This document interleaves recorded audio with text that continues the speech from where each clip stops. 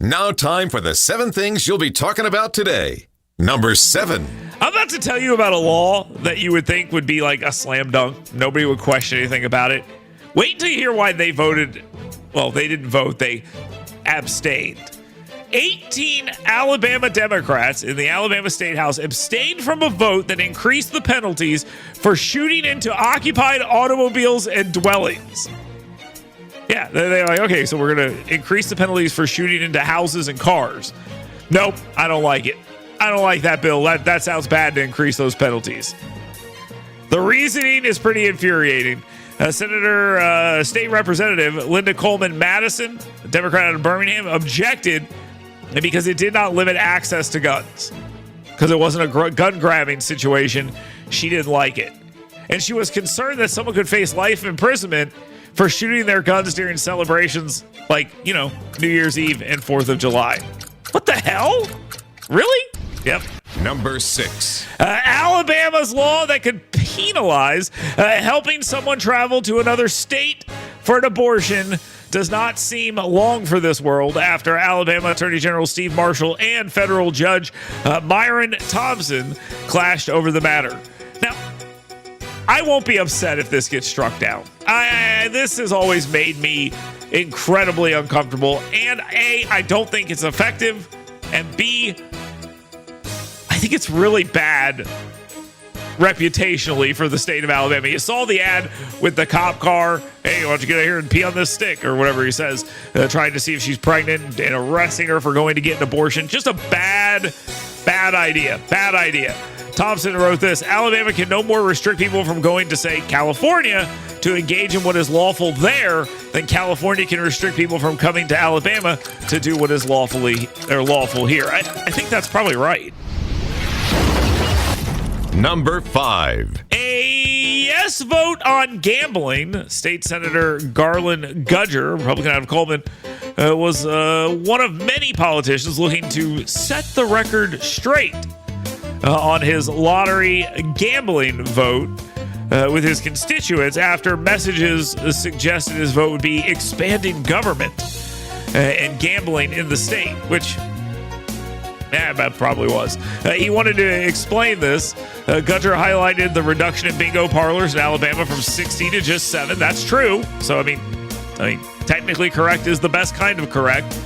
The lack of sports betting and the proposal for an education lottery. So he laid out all of this and talked about what was needed in order to get this over the finish line.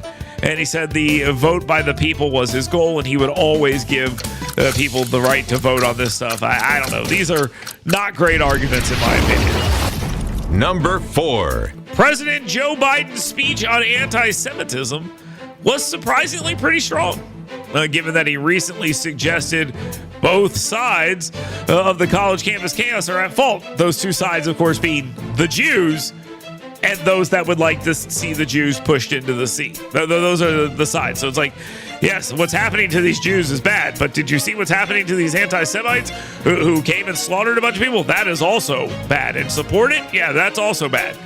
He's also withholding support on ammunition from Israel because he's afraid they might use it. I don't know.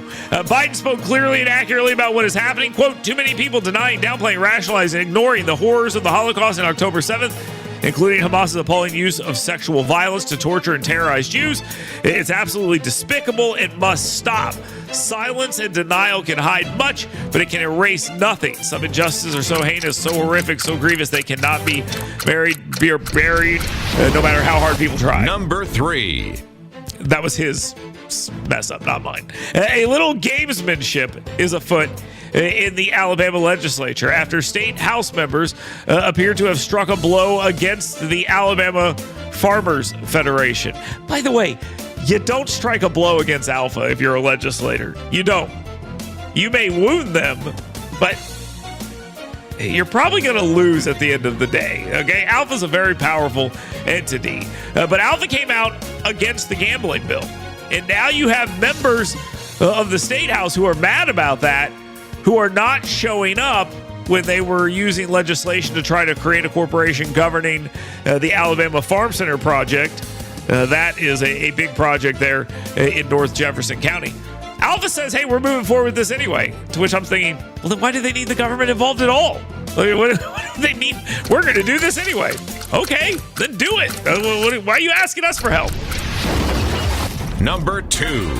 Former President Donald Trump's hush money trial is just being used to embarrass him, and that was pretty clear yesterday. Did we even talk about a crime at all yesterday? Was there anything there? I don't hear anything about a crime. I hear about Donald Trump getting swatted on the butt, with a magazine that had naked pictures of the girl who was in the room in it, and he was showing them to her. That's weird. But, she's a porn star going to a hotel. What did she expect? A bear? It would have been luckier if a bear was up there, I guess.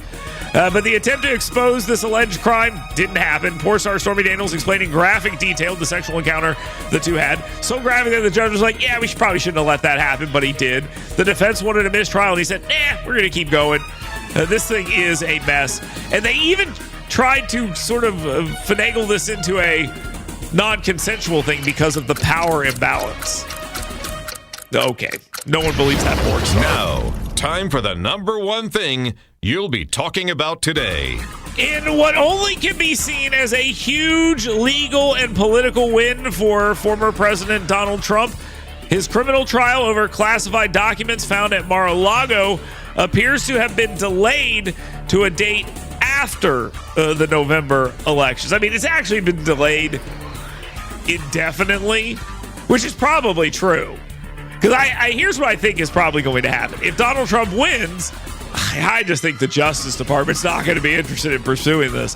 If Donald Trump loses, I just think the Justice Department is not going to be interested in pursuing this. What they're going to do is say, okay, well, it's time to move on. Donald Trump has been wiped from the stage, or that's the President of the United States, we're not going through with this any further.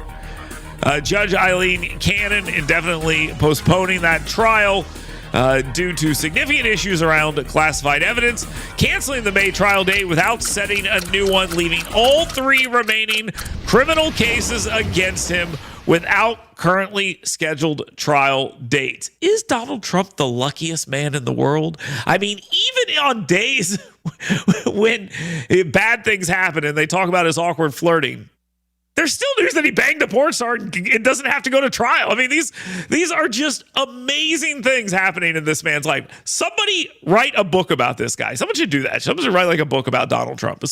Has anyone ever done that? That might be a good idea. I got some titles we could possibly work on for that. It's just very strange. The luckiest man alive. The best asset this guy has is the quality of his enemies. Like today, they're talking about a porn star talking about their interactions. That's what they're doing. And normal human beings see that and go, gross. But they also go, why are we doing this? What are we doing? I think that's what most people take from this. So Donald Trump, a little bit lucky here today. And that whole thing with delaying the trials looked like it worked. So kudos to Donald Trump on that one, because it looks like he pulled that off. If you'd like to weigh in here and let us know what you're thinking about all these, there's a couple different ways you can do so. There, of course, is the QC Kinetics free speech phone lines at 866-494-WVNN. You can get in here on the scoutpestcontrol.com WVNN hot take text line, where you can also get in and ask your question of the day to me for 10 with him. And you can send an email. You've got mail. To Dale at WVNN.com.